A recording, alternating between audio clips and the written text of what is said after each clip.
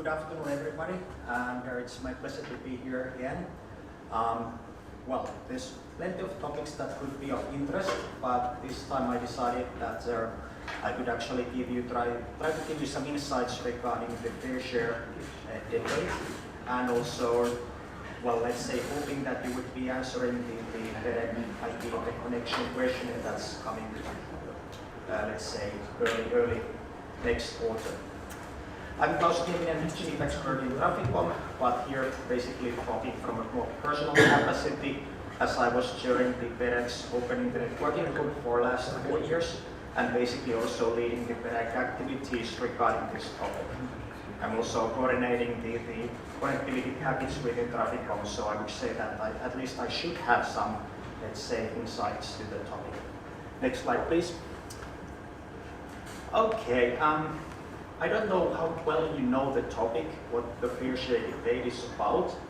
I would say that you have plenty of different models that could be taught under this framework, but the basic idea is that, well, the content and application providers should participate in network infrastructure costs and investments. You might have the direct contribution proposed by ISPs, you might have an indirect contribution mechanisms. And then basically the effects vary depending on the mechanism. This is not really a new topic. We actually saw the European lobby organization for incumbent ISPs proposing this 10 years ago. Now we had the European Declaration on Digital Rights and Principles that raised the question: all market actors benefiting from the digital transformation make their fair and proportionate contribution to the cost of public goods, services and infrastructures. And also from this you have different interpretations.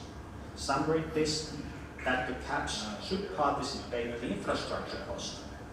Some say that the caps should participate the broader ecosystem investments, also taking into account investments to goods and services. So you might have, let's say, also very different interpretations of what this means. Well, that also boosted Ethno to actually start a lobbying campaign. So they published a couple of papers supporting the idea of direct contribution. Then we have Commissioner Breton that is, let's say, supporting the idea rather strongly. So that's also the reason why the Commission is taking, of course, now very strong actions on this matter. And then we plenty of lobbying from different actors. I think we have met plenty of actors. I think we have read maybe 70 to 80 different research studies or opinion papers. Okay, that's better. Well, within BEREC, we analyzed of course, the feedback, the information, and prepared our preliminary analysis about the sending by network-based model.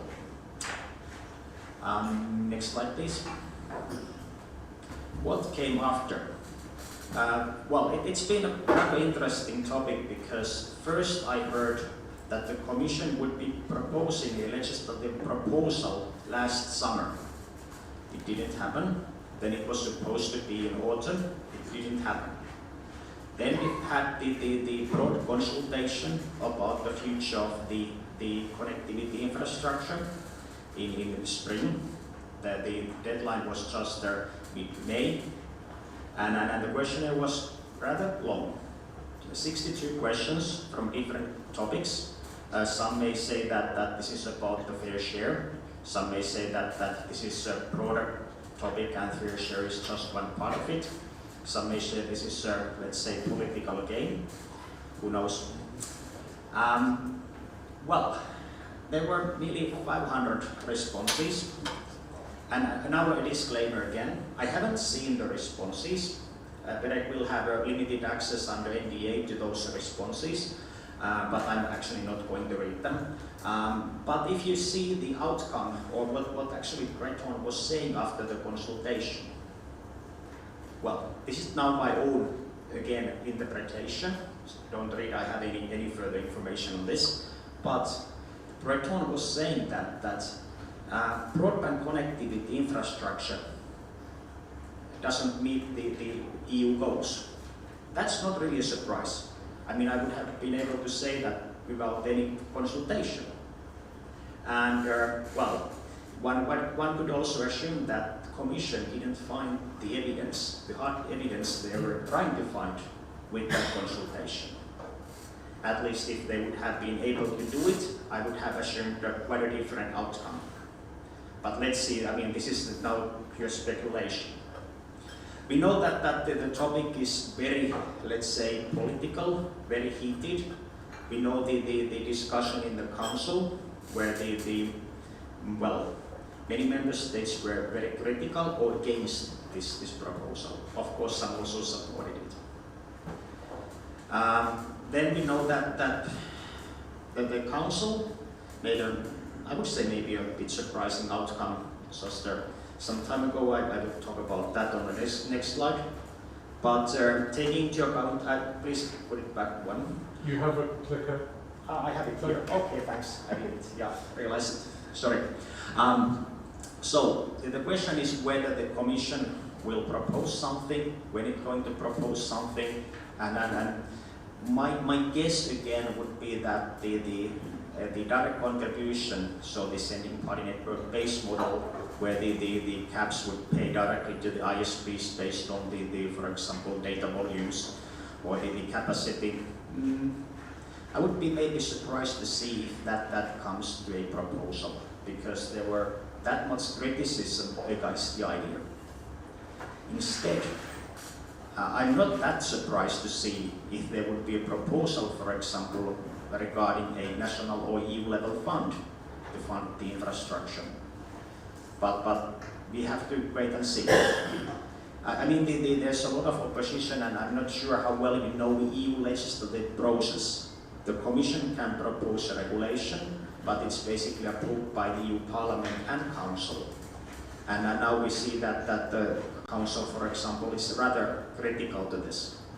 So, well, there's one ace on this sleeve of Commission, because Spain is the next presidency in Council, and one of the key priorities is to, well, is the investments to the infrastructure.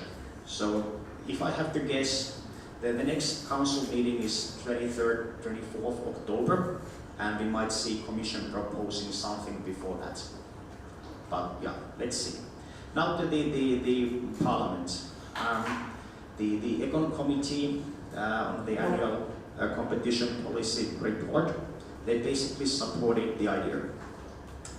But also with their addition that the model should respect net neutrality. And the funny thing is that everybody who is supporting the idea also make a disclaimer that yeah, we need to also support net neutrality when doing this. Okay, so that's the let's say my hunch on the development.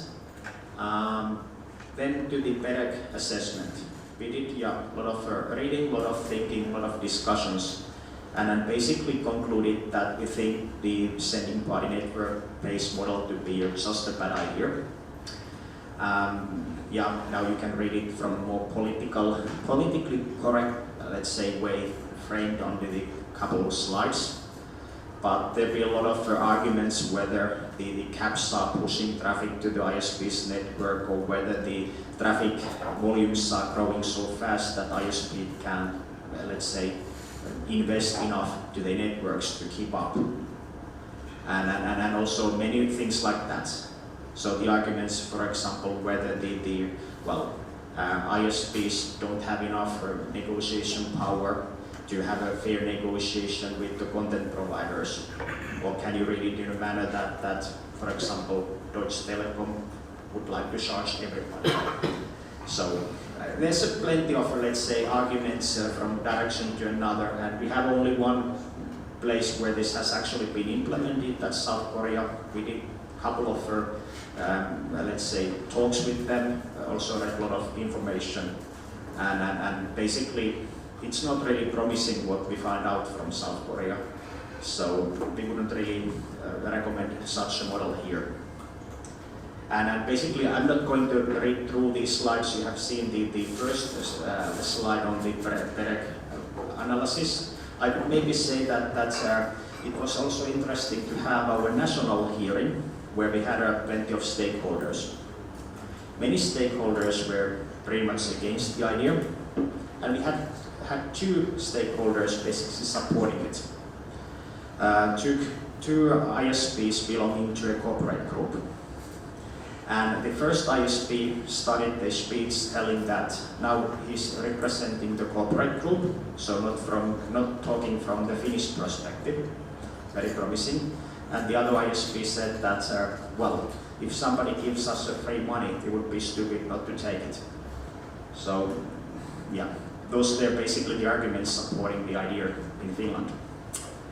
But, yeah, if you have, let's say, something you would like to discuss or chat later, or now if you have any further questions or comments, because I think I could easily talk a couple of hours about this, and I just decided that maybe giving you more high-level view about the political development, and not going to the details because they really vary between the different models. But that's all from my side regarding the fair contribution, and just the last topic, that BEREC is updating its IP interconnection study. It's a bit related to this discussion, and unfortunately, the questionnaire was delayed because I had a first idea that I would be able to present it here, but now we will have it out maybe in August, and I would really encourage all of you to answer, because it's very important to get a complete picture about the different interconnection practices and rules and ideas. Thanks. Thank you. Do we have any questions for Klaus? Thank you very much again, Klaus.